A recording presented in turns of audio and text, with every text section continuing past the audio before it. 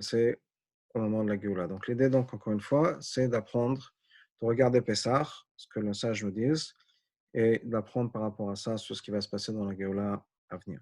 Et la raison pour laquelle on peut faire ça, c'est que le pasuk nous dit, c'est dans Micha, on a vu Micha, Perek Zayin, pasuk Tedvav, qui met Setra Meret Mitzrayim Arenu Niflot. Juste de la même manière que il y a eu les jours de la sortie d'Égypte, comme les jours de la sortie d'Égypte, Arenu Niflot, Dieu va nous montrer des miracles. Donc, c'est-à-dire qu'il y a un parallèle qui est fait par le prophète, que la même manière que les choses se sont passées à la sortie d'Égypte, il va y avoir des miracles au la Géoula, au moment de la délivrance future. Au-delà de ça, la Gemara nous dit dans Rosh Hashanah, c'est dans Rosh Hashanah, Dafid Aleph, Amud Aleph, que la Gemara nous dit qu'il y aura à ce moment-là, c'est-à-dire que Benissan Nigalo, Benissan Nigal, de la même manière qu'on a été délivré au moment de Nissan, nous aurons la même chose aussi au moment de la Géoula future, qui sera donc au moment de Nissan. Là, c'est deux parallèles qui sont faits déjà, entre d'un côté le verset, le passage qui dit dans Micha, qui met cette rameret mitzrayim, de la même manière qu'il y a eu les jours de la sortie d'Égypte, nous allons avoir des miracles. Et nous avons aussi dans cette Gemara qui nous dit qu'il y a un parallèle, que la Géoula future sera dans le mois de Nissan, de la même manière qu'il y avait la Géoula d'avant. Donc ça, ce sont deux choses importantes à voir. Et la première chose sur laquelle on va s'arrêter, c'est le Zohar. Le Zohar nous pose la question suivante en nous disant qui met cette Rameret Mitzrayim, comme les jours de la sortie d'Égypte, donc tu vas nous montrer des miracles. Et le Zohar pose la question à savoir pourquoi est-ce qu'on parle de pluriel les jours de la sortie d'Égypte, puisque la sortie d'Égypte s'est passée en un seul jour. Je m'explique. Le moment où le peuple juif était un moment en Égypte et le temps que ça a pris de traverser la frontière, si on peut dire, de l'autre côté d'Égypte, ça s'est passé en un seul jour. Alors, effectivement, ça leur a pris 40 ans dans le désert avant d'entrer en Israël. Mais la sortie d'Égypte s'est passée en un seul jour. Donc, pourquoi est-ce qu'on parle des jours de la sortie d'Égypte qui mettent cette Ramat Israël comme les jours de la sortie d'Égypte, nous allons avoir des miracles, alors que la sortie d'Égypte, ce n'est passé qu'en un seul jour. Et ce que le Zohar nous explique, c'est que la sortie d'Égypte, c'est quelque chose qui est un processus, ce n'est pas quelque chose qui s'est passé en une seule fois, mais c'est quelque chose qui a commencé, c'est un processus qui a commencé le jour où nous sommes sortis d'Égypte, mais qui a continué et qui continue jusqu'au moment de la Géoula à venir à l'époque de Mashiach. Donc il y a un concept important qui est qu'en fait, toute la sortie d'Égypte, c'est un long processus depuis le moment de départ, la sortie d'Égypte, jusqu'à la venue du Mashiach. Ça ne fait qu'un seul processus et c'est pour ça qu'on parle de jour de la sortie d'Égypte au pluriel, puisque nous sommes toujours en Égypte d'une certaine manière, on va rentrer dans les détails, et que c'est quelque chose qui va continuer. La même idée est soulignée sous un autre angle. On nous dit par exemple que Moshe est le premier libérateur et le dernier libérateur. Moshe, donc c'est le premier libérateur, c'est celui qui nous a fait sortir d'Égypte, mais c'est aussi le dernier libérateur. Alors ça ne veut pas dire nécessairement que Moshe est Mashiach, puisque Moshe, techniquement, d'après l'Halakha, ne peut pas être Mashiach. Mashiach doit obligatoirement venir de la tribu de David, doit être un descendant de David, donc la tribu de Yehuda, de Juda, et un descendant, donc, comme je disais, de David, du roi David et du roi Salomon. Moshe était bien sûr un Lévi, un membre de la tribu de Lévi. Donc, il n'était pas du tout de la bonne tribu, si on peut dire, la tribu de Yehuda, et certainement pas un descendant de David, du roi David, puisque Moshe a vécu bien longtemps avant le roi David et bien longtemps avant le roi Salomon. Donc, Moshe n'est certainement pas qualifié pour être la personne qui va être Mashiach, mais l'idée est que la sortie d'Égypte, c'est un processus qui a commencé avec Moshe, et c'est sous l'influence de Moshe, sous la guidance et la direction de Moshe, que nous allons continuer et finir ce processus avec la venue de Mashiach. Donc, c'est le même concept, qui d'une certaine manière avec un autre angle, un autre aspect, mais qui est que la Géoula est quelque chose qui a commencé à l'époque de la sortie d'Égypte et qui va se finir, c'est le même processus qui va se finir au moment de la venue du Mashiach. Donc ça, c'est de manière générale. Maintenant, il y a certaines choses qui sont intéressantes à noter, plusieurs parallèles, plus importants et peut-être moins importants. Certains parallèles, on avait parlé dans le cours d'hier sur le calendrier, mais entre autres, il y a plusieurs points qui sont des détails, mais je vais rentrer un peu dans plus de détails, de grandes lignes. C'est que, par exemple, avant la sortie d'Égypte, la nuit avant la sortie d'Égypte, le peuple juif devait rester chez eux à la maison, ils n'avaient pas le droit de sortir de la maison. Je crois que le parallèle est clair avec ce qu'on est en train de vivre en ce moment. Ça, c'est une chose. Deuxièmement, un autre parallèle qui est fait, et c'est qu'avant la sortie d'Égypte, le peuple juif devait amener des sacrifices, le sacrifice de Pessah, qui devait être fait à la maison. C'est le seul sacrifice qu'il fallait absolument faire à la maison, puisque, comme vous le savez, les sacrifices devaient être amenés au temple. On n'a pas le droit de faire des sacrifices à la maison. Et pourtant, le Korban Pessah de cette année-là, il fallait absolument qu'il soit fait à la maison. Et encore une fois, je reviens en parallèle de ce que nous sommes en train de vivre en ce moment, où nos sanctuaires, nos temples, si on peut dire, reviennent à la maison. Et on va passer ce temps-là donc à la maison, observer les rituels qui sont normalement faits dans un endroit communautaire commun, la synagogue, et cette fois-ci, on le refait à la maison. L'idée derrière, d'ailleurs, ce que le rabbi explique, c'est la raison pour laquelle le sacrifice de Pessah était fait à la maison, c'est que chaque maison était transformée en sanctuaire. Donc, il fallait absolument que chaque famille, chaque maison devienne un sanctuaire. Je ne sais pas la raison pour laquelle nous vivons ce que nous vivons en ce moment, mais certainement, chaque famille, chaque maison est devenue un sanctuaire. Donc, on n'a pas limité l'observance des rituels, encore une fois, à la synagogue ou dans d'autres endroits, mais chaque maison est devenue cet endroit-là où les sanctuaires sont effectués, les rituels sont effectués. Donc, je reviens à cette idée-là, qui est donc ce que le Zohar nous avait expliqué, nous avait dit, le message du Zohar, c'est que les jours de la sortie d'Égypte sont une référence à un processus. Alors, c'est vrai que le peuple juif est sorti d'un jour, en un seul jour, d'Égypte. Il y a eu cette libération. Ça a pris quelques jours jusqu'à qu'ils aient complètement fini avec l'Égypte, toute la fête de Pessah. Mais la sortie d'Égypte même s'est faite en un seul jour. À partir de ce moment, ils sont sortis d'Égypte. Ils n'étaient plus esclaves. Ça ne veut pas dire qu'ils ont été transformés. Ça ne veut pas dire que dans leur tête, dans leur vécu, dans l'expérience, tout a changé. Comme nous le savons, il y a eu des étapes, même pour cette génération qui est physiquement sortie d'Égypte, il y a eu des étapes qui sont passées. Par exemple, une semaine plus tard, au moment de la traversée de la mer Rouge, c'est un peu la panique, dans le sens où ils voient l'Égypte qui arrive derrière eux, l'armée égyptienne qui arrive derrière, et ils sont coincés entre l'eau devant eux et l'armée égyptienne derrière, et c'est la panique, avec plusieurs groupes. Les sages nous parlent de 4 groupes, avec chacun une idée différente de ce qu'il fallait faire, la manière dont il fallait réagir. Il y en a qui disent qu'il faut se battre, il y en a qui disent que c'est partie perdue, on retourne en Égypte, on se livre à l'armée égyptienne, d'autres qui ont dit on se suicide, on fait un suicide collectif, d'autres qui disent on va prier à Dieu. Mais quoi qu'il arrive, ils n'étaient pas encore libres à 100%, ils avaient cette panique qui s'est mise en eux avec l'arrivée de l'Égypte. Une fois qu'ils ont traversé la mer Rouge, Moshe leur dit, ça y est, cette fois-ci, vous ne verrez plus l'Égypte, vous avez fini avec l'Égypte. Ça ne veut pas dire que dans leur tête, ils sont complètement libres, et il y a encore des problèmes qui vont se faire, des choses qui vont se poser, entre autres, l'entrée en Israël, quelque chose qui va devenir encore problématique, dans le sens où ils vont envoyer ces espions. 100% cette idée de liberté, et qu'ils peuvent faire ce qu'ils veulent par rapport à Dieu, on a encore toujours cette angoisse. Est-ce qu'on est vraiment libre? Est-ce qu'on est complètement indépendant? Donc, la sortie d'Égypte, ce processus de se libérer de l'Égypte n'est pas quelque chose qui est facile, c'est quelque chose qui prend du temps, et c'est quelque chose qui, encore une fois, va prendre jusqu'à la venue du Mashiach, que ce soit très, très, très bientôt. Et la raison, c'est que l'Égypte représente tout ce qui nous retient.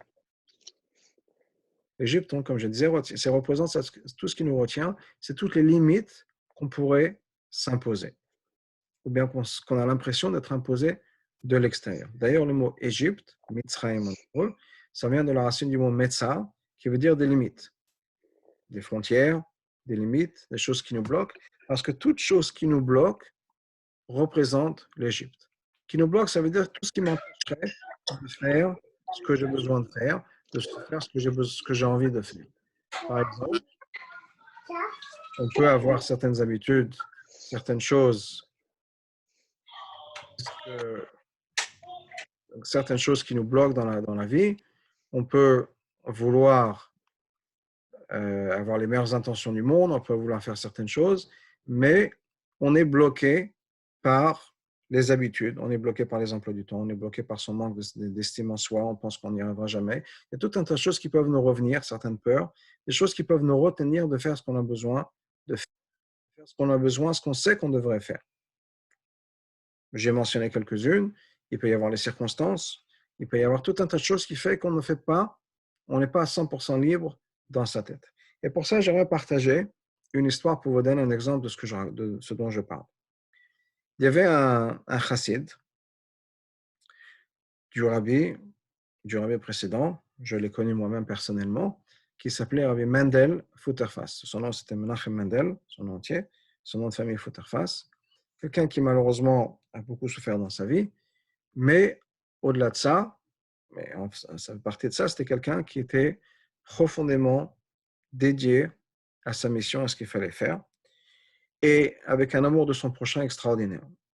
Et un des exemples de sa vie, je partage un exemple par rapport à sa vie pour que vous ayez une idée du personnage, c'est quelqu'un qui, après la guerre, après la Deuxième Guerre mondiale, le gouvernement soviétique a donné permission à certaines personnes de quitter l'Union soviétique, de quitter la Russie. Pendant les années de la guerre, il y a beaucoup de Polonais, de citoyens polonais qui sont entrés en Russie pour se sauver des nazis. Après la guerre, le gouvernement soviétique a donné la permission à tous ceux qui étaient polonais de rentrer chez eux, donc de quitter la Russie. Et c'était une occasion et une opportunité extraordinaire pour tous les gens qui n'étaient pas nécessairement polonais, mais les juifs religieux qui étaient coincés à l'intérieur de l'Union soviétique, sous le gouvernement de Staline, donc impossible d'éduquer ses enfants, impossible de vivre son judaïsme. Et c'était pour eux donc une opportunité de sortir, de quitter le régime soviétique. Et donc, il y a toute une organisation qui s'est faite, souterraine bien sûr, où on a procuré des documents en polonais, certains étaient vrais, certains étaient faux, pour pouvoir permettre à des familles juives qui voulaient sortir de l'Union soviétique. Et donc, il y a toute cette organisation qui s'est mise en place. Et Rabbi Mendel Fotafas faisait parmi les dirigeants de cette organisation, c'est-à-dire qui s'occupaient de tout ça, de se procurer des papiers et de mettre ensemble des groupes, parce que c'était des papiers, c'était par famille, donc il fallait regrouper les familles et on avait droit à un certain nombre de personnes. Donc, on a regroupé des familles, même des gens qui n'étaient pas nécessairement la même famille, mais on les mettait ensemble. Et on essayait de faire comme sortir les gens comme ça, en groupe, avec ces papiers. Des gens qui, encore une fois, n'étaient pour la plupart pas du tout des Polonais, c'était des Russes, mais qui voulaient se sauver de cet environnement sous Staline. Rabbi Mendel allait partir lui-même, et donc sa famille était dans les trains, etc. Il était prêt à partir. Et il y a quelqu'un qui l'a supplié de donner sa place pour quelqu'un d'autre. Ce qu'il a fait, et c'était le dernier train qui est parti, sa famille est partie, ils sont partis ensuite habiter à Londres, et il est resté coincé, on l'a arrêté, le gouvernement soviétique sous Staline l'a arrêté, il a été envoyé dans des camps de travaux forcés en Sibérie, et il a passé là-bas des dizaines d'années, séparé de sa famille, pour le sacrifice qu'il a eu de donner sa place à quelqu'un d'autre pour qu'il puisse partir. En tout cas, Rabbi Mendel, avec ce sacrifice-là, se retrouve donc dans les camps en Sibérie. Malheureusement, dans ces camps-là, comme vous pouvez imaginer, beaucoup n'ont pas survécu les camps à cause du froid, à cause des travaux, à cause de la malnutrition, à cause du fait qu'ils ont été tués, abattus pour une raison ou une autre. Mais Rabbi Mendel, grâce à Dieu, a survécu les camps et il a partagé avec les autres, une fois qu'il est sorti de Sibérie, ensuite de Russie, il est arrivé en Angleterre et puis il est devenu le mashpia, l'enseignement, le maître principal d'enseignement chassidique dans la yeshiva de Kfar Chabad. Mais donc, il a partagé souvent son expérience dans les camps et il racontait entre autres l'histoire suivante. Il disait que, bien sûr, le soir dans les baraques, il y avait souvent des conversations entre les gens. Comme il y a maintenant, on est plus ou moins nous tous coincés à la maison, donc on découvre et on parle avec les gens autour de nous, notre famille. Mais donc dans les camps, il y avait des conversations le soir, à la fin de la journée. Et un soir, une conversation commence où les gens se commettent à parler de leur vie précédente. Et il y a dans cette baraque-là, il y avait un général de l'armée soviétique, l'armée du Tsar. Il y avait un poète, il y avait un artiste, il y avait un scientifique. Et tous des intellectuels, des professeurs, des penseurs, des philosophes, parce que toute personne sous Staline qui pensait, qui réfléchissait, était bien sûr envoyée au goulag et éliminée.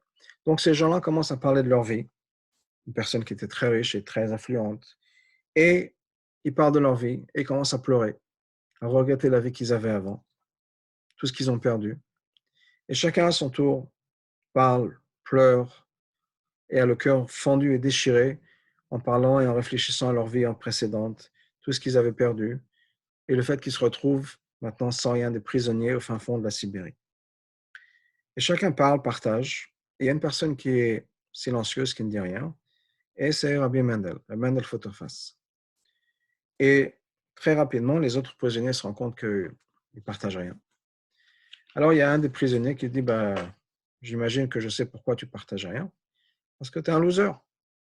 Tu n'avais rien avant, tu n'as rien maintenant, donc pourquoi pleurer? Il n'y a rien à pleurer, il n'y a rien à regretter, tu ne devais rien avoir avant, tu es un loser, donc maintenant tu n'as aussi rien du tout. Il n'y a rien qui a... Qu'est-ce qui a changé pour toi dans ta vie? Et Rabbi Mendel lui dit, non, tu fais une erreur.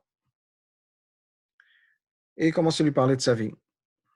Rabbi Mendel, c'était un homme assez riche, et un homme d'affaires, c'est quelqu'un de très intelligent, qui avait une bonne tête et qui avait bien réussi dans les affaires, malgré l'environnement soviétique sous Staline, mais il s'était bien débrouillé. C'était quelqu'un de très influent, quelqu'un de très intelligent. Il a dit, j'avais une famille, et ma famille me manque beaucoup, ils sont partis maintenant. Et il raconte à ses amis, enfin, c'est les gens avec qui il était dans la baraque, il parle de sa vie, de ce qu'il avait, de ce qu'il a perdu. Mais il leur dit, il y a quelque chose que je n'ai pas perdu, c'est mon identité. Les circonstances de ma vie ont changé, mais ma vie elle-même n'a pas changé. Et comment est-ce que tu peux dire que ta vie n'a pas changé? Regarde, tu te retrouves maintenant en Sibérie. Comment est-ce que tu peux dire que ta vie n'a pas changé? Il a dit non, c'est pas que je suis content d'être en Sibérie, mais qui je suis, mon identité n'a pas changé. C'est quoi mon identité? Mon identité, c'est je suis le serviteur de Dieu. Ça n'a pas changé.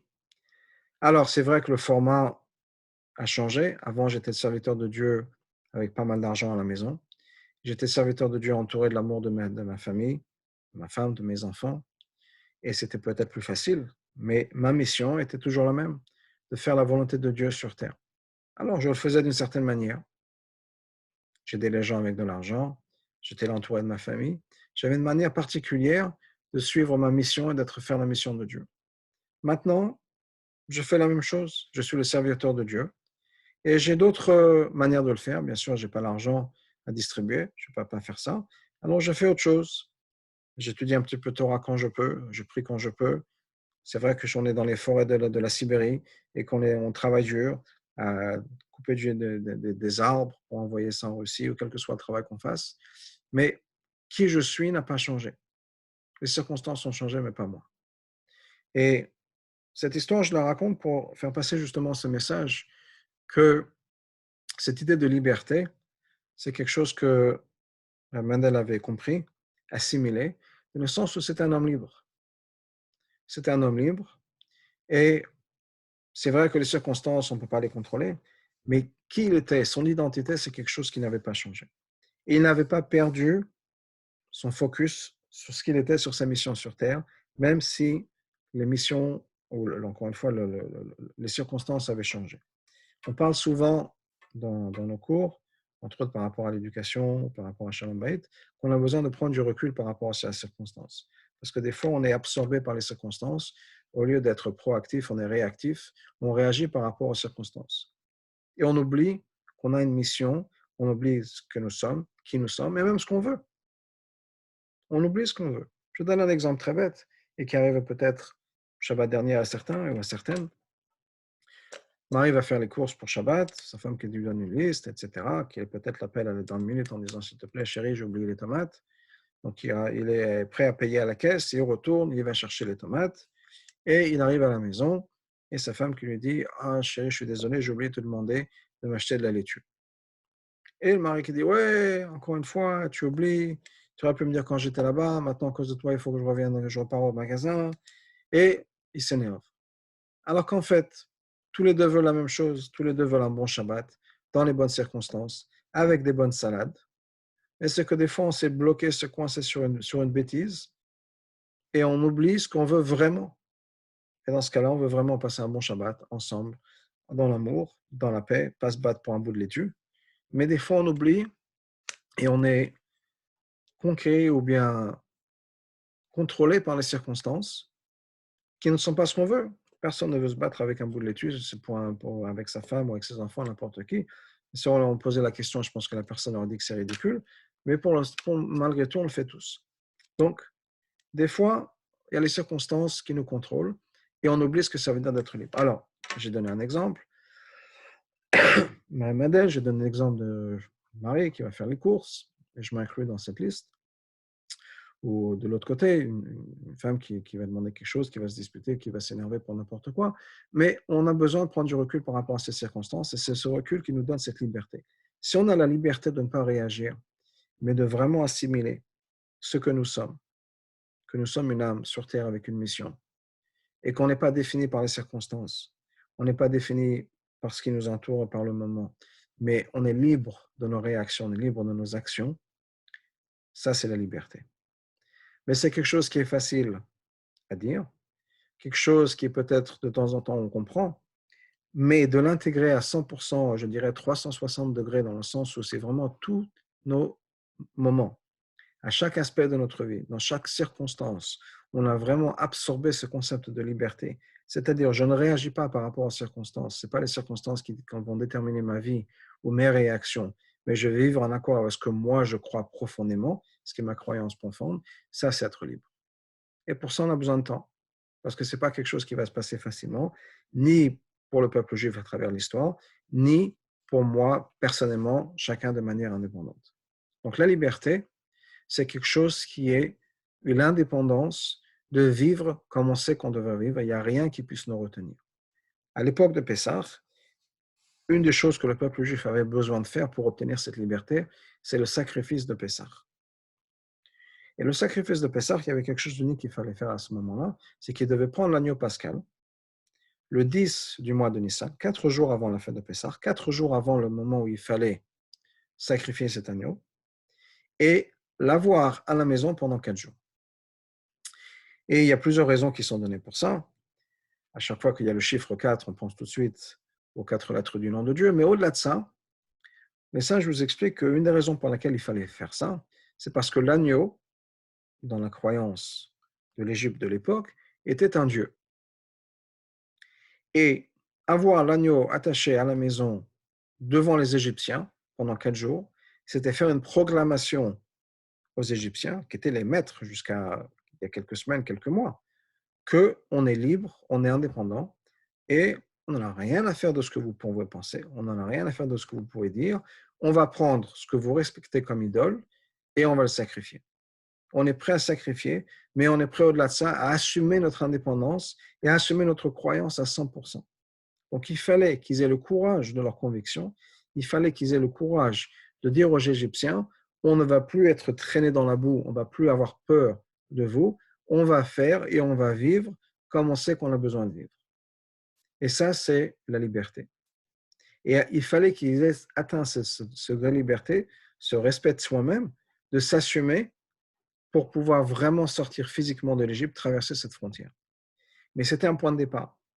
Et le point d'arrivée, c'est le moment où on sera complètement libre de toutes les circonstances qui nous retiennent.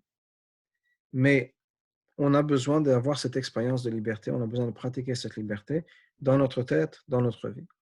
Et on sait que ce n'est pas des moments faciles en ce moment, pour plein de raisons, mais c'est pouvoir vivre, être libre dans notre tête, si on peut dire, vivre et réfléchir, avoir cette expérience où on vit vraiment comme on voudrait le vivre.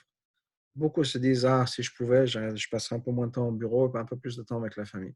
Et voilà, on a l'opportunité de le faire, de passer peut-être un peu moins de temps au bureau à travailler et d'être plus avec la famille. Mais ça nous fait peur.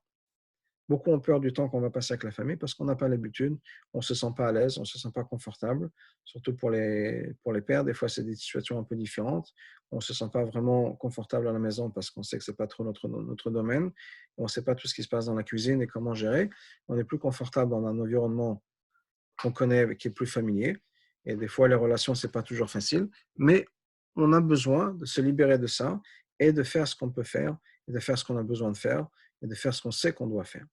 Donc, c'est cette libération dans la tête et dans nos émotions qu'on a besoin de vivre et d'incorporer dans notre vie, notre manière de penser. Ça, c'est la liberté. Et c'est cette action-là, ce sont nos actions-là, notre liberté à nous, qui est de faire ce qu'on a besoin de faire, de faire ce qu'on sait qui est nécessaire de le faire. Et maintenant qu'on est libéré de plein de contraintes superficielles externelles, comme je disais, aller au bureau, sortir, les sorties sont limitées. Aller au bureau, ce n'est pas très possible pour beaucoup. Même aller faire les courses, on limite ça au maximum. Donc, c'est vraiment passer un temps concentré sur les choses qui sont les plus essentielles et les plus importantes. Et ça, c'est une opportunité que nous avons. Il faut juste dans notre tête réfléchir à cette opportunité de manière différente, ne pas se dire, ah, on est coincé à la maison, même si on est coincé à la maison, mais on est libre. Même en Sibérie, on peut être libre. On peut certainement être libre chez soi à la maison avec notre famille. Et ça, c'est une liberté qu'on doit chacun atteindre. Et un autre point qui est lié entre Pessah et la sortie d'Égypte et la sortie de cet exil final, qui est le fait qu'il y aura toute la communauté, mais tous les individus aussi. À l'époque de la sortie d'Égypte, personne n'est resté en Égypte. Il y a une autre libération entre le premier et le deuxième temple. Le peuple juif a été exilé après la destruction du premier temple, mais pas tous les juifs sont revenus en Israël pour la reconstruction du deuxième temple. Beaucoup sont restés en exil. À l'époque de Mashiach, tout le monde va sortir d'exil. On sera tous libérés. On sera tous libérés en vie. Un peu différent de la manière dont ça s'est passé à la sortie d'Égypte, mais on sera tous libres, sans aucune souffrance. Il n'y aura que des bonnes choses qui vont se passer pour chacun et chacune d'entre nous. Mais on a besoin d'avoir notre expérience à nous, et plus on va y participer, plus on sera impliqué de manière active, plus on pourra en profiter et gagner de ce qu'il y a à gagner sans avoir peur, pas parce qu'il y a une raison d'avoir peur, mais avoir peur dans le sens de l'inconnu, puisqu'on sera au courant, on aura pratiqué ce genre de choses, on a pratiqué l'aïmouna, on a pratiqué le bitachon, on est prêt à se laisser aller, on est prêt à se donner dans les bras de Dieu, et plus on est prêt à se laisser aller, plus ce sera facile.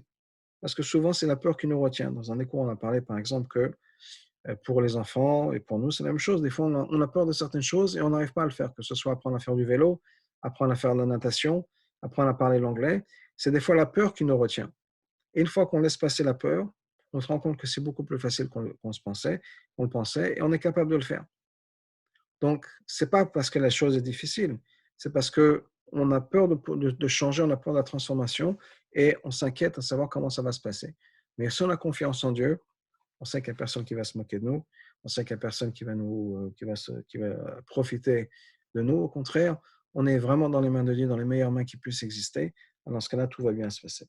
Alors, on est donc dans une époque certainement extraordinaire, on vit des moments extraordinaires. On a besoin d'en profiter, on a besoin de vivre ça le mieux que possible, de continuer, si on peut dire, de flotter avec la vague. Un des exemples qu'on a dans l'histoire, c'est l'exemple de Noé et l'arche de Noé. L'arche de Noé, bien sûr, flottait sur l'eau, mais ce qui n'est pas toujours, auquel on n'y pense pas toujours, plus l'eau montait, plus l'arche montait. C'est-à-dire que plus les problèmes augmentaient, l'eau c'était le problème à l'époque, c'était quand même un problème, plus Noé pouvait s'élever. Donc on est un peu dans la même situation. On est dans un espèce de tsunami d'une certaine manière, mais on peut flotter sur ça, on peut prendre cette vague-là, cette lame de vague, et s'élever avec, mais il faut réfléchir à ça de manière un peu différente peut-être qu'on le voyait avant, donc, moins s'angoisser, moins s'inquiéter, et profiter des circonstances, être là, donc à profiter, comme je disais, à grandir de ça, à se laisser aller, et certainement avec l'aide de Dieu, tout va bien se passer, on passera de l'autre côté encore plus fort, et avec donc la venue du Mashiach très très bientôt. Voilà. S'il y a des questions, s'il y a des gens qui ont des questions, sinon on va fermer le cours.